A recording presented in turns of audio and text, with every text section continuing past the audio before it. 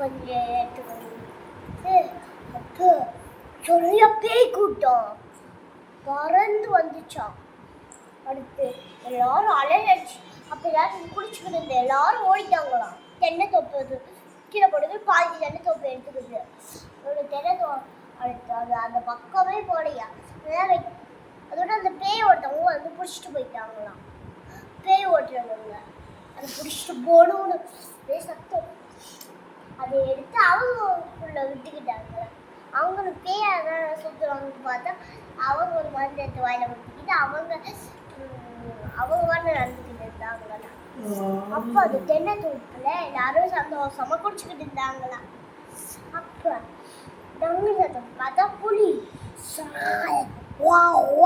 வான்னு வந்துச்சான்.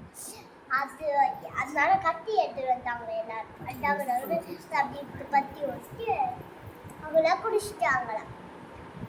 அடுத்து அப்படியே விளையாண்டுட்டு அப்படியே கதை பிடிச்சிச்சு.